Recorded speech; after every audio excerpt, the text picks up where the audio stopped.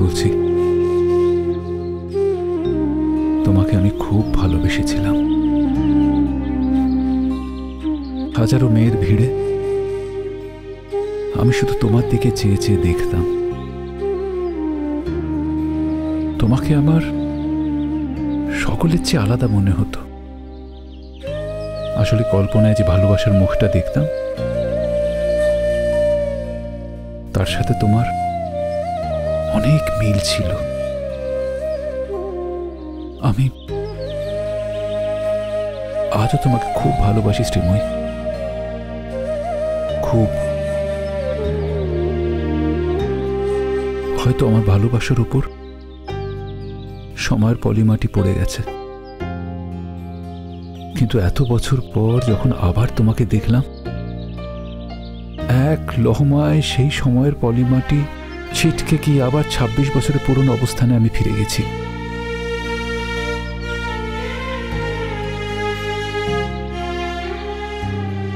এবার আমাদের ফিরতে হবে। হাঁটতে হাঁটতে অনেক দূর পথ চলে এসেছি। উপলদারা হয়তো খোঁজ করবে। চলুন যাই। চলো। উপল, তোমার বউ তোমাকেই খুঁজছে, কিন্তু কি এলোমেলো হয়ে আসছে।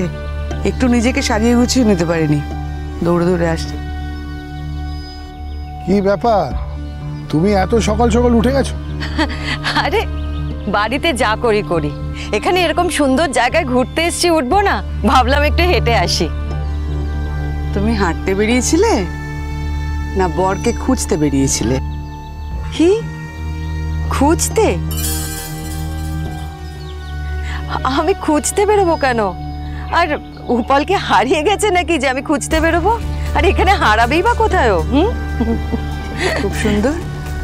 তোমার তো দেখছি তোমার বরের উপর খুব কনফিডেন্স। সেটাই স্বাভাবিক নয় কি? এত বছর একসঙ্গে সংসার করছি, কনফিডেন্সটা তো থাকতেই পারে, তাই না? বলো অনিন্দিতা, আর কিছু বলবে? বলো।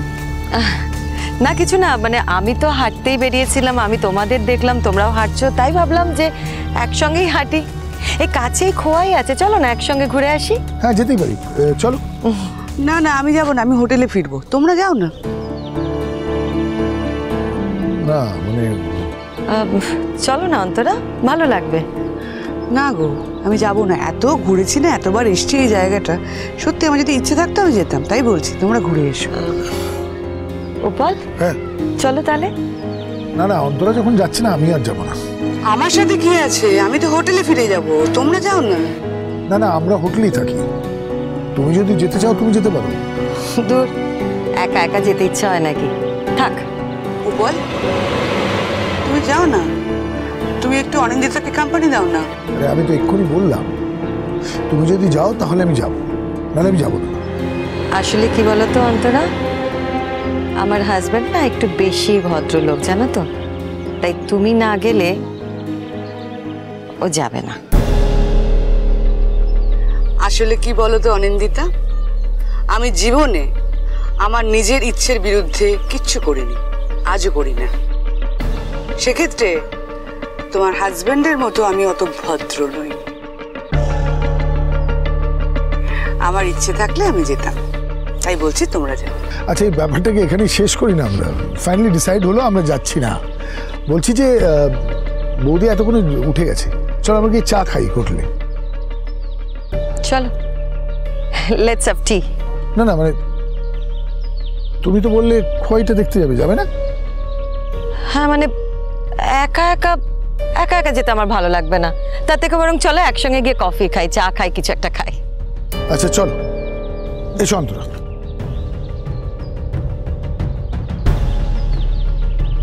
এসো অন্তরা।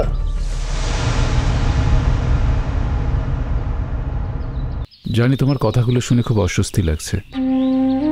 হয়তো ভবিষ্যতে এই কথাগুলো আর কোনোদিন তোমাকে বলবো না, কিন্তু আমার মনে হয়েছিল যে এই কথাগুলো তোমার শোনা দরকার আর আমার বলা। কেন তোমাকে আমি আমার বাড়ি যেতে বলছি, তার পেছনেও একটা কারণ আছে। আসলে আমার বাড়িতে কোনোদিন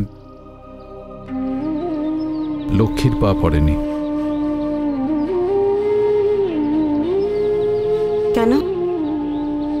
আপনার স্ত্রী বুঝি মা সরস্বতী?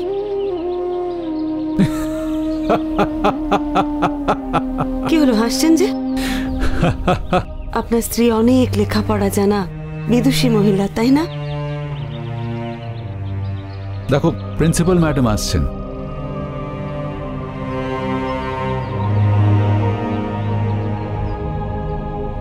আরে শ্রীময়ী, তুমি এখানে? তোমার ফোনটা তো ফেলে এসেছো। হ্যাঁ ম্যাম, সকালবেলা হাঁটতে বেরিয়েছিলাম তো ভাবলাম ফোনটা নিয়ে গিয়ে কি হবে, ফিরে গিয়ে দিঠি ডিঙ্কা ওদের ফোন করে নেবো, তাই আনিনি। আরে তোমার বাড়ি থেকে তো ফোন করছিল, তোমার ফোনে না পেয়ে আমার ফোনে ফোন করেছে। নাও আগে ডায়াল করে কথা বলো তো। আমার বাড়ি থেকে ফোন করছিল? দিঠি তো সারা রাত জেগে পড়ে, ও তো সকাল সকাল ঘুম থেকে ওঠে না, আর ডিঙ্কা তো বেলা 10টার আগে ওঠেই না। কে ফোন করেছিল ম্যাম? আরে তোমার ছেলে ফোন করেছিল। হ্যাঁ, নাও আগে কথা বলো, কথা বলো। আমার ছেলে? হ্যাঁ। কোনো বিপদের কথা কিছু বললো? তুমি তোমার হাত কাঁপছো কেন? তুমি তুমি তুমি ডায়াল করো, আগে কথা বলো। কালই তো কথা বললে, ফোন করো, ফোন করো। আরে আসলে ছেলেটির গলাটা খুব টেন্সড লাগছিল, ডেসপারেট হয়ে তোমার ফোনে না পেয়ে আমাকে ফোন করেছে। তোমার ফোনে ফোন করেছে, বেজে গেছে, বারে বারে ফোন ধরোনি, বাধ্য হয়ে আমার ফোনে ফোন করেছে। তো আমি বললাম যে তোমার মাকে আমি দিচ্ছি, মার ঘরে গিয়ে মাকে তুলে।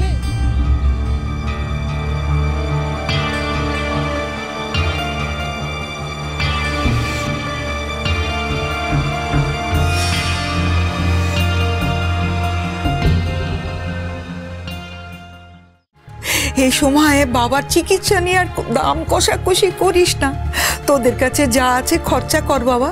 তোর বাবা তো চাকরিটা ফিরে পেয়েছে, তোদের সব টাকা শোধ করে দেবে, সব টাকা শোধ করে দেবে। আচ্ছা ঠামি, তুমি আমায় বলছো কেন? না মানে দাদু ভাই তো এখানেই বসে আছে। আগে তো দাদু ভাই বড় গলায় অনেক কিছু বলেছিল না, যে আমার ছেলের চিকিৎসার জন্য যত টাকা লাগবে সব আমি দেব। তো দাদু ভাই এখন চুপ করে বসে আছে কেন, সেটা জিজ্ঞেস করো না।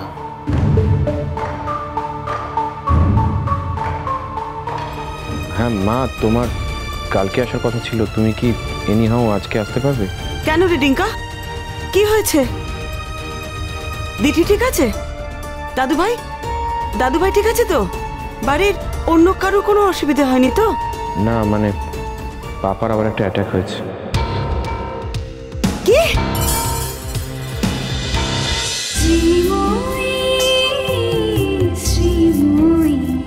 স্টার জলসার প্রিয় শো দেখার জন্য সাবস্ক্রাইব করুন আমাদের ইউটিউব চ্যানেলে এবং আপডেটেড থাকার জন্য প্রেস করুন বেল আইকন। চলো চলো চলো চলো পাল্টাই।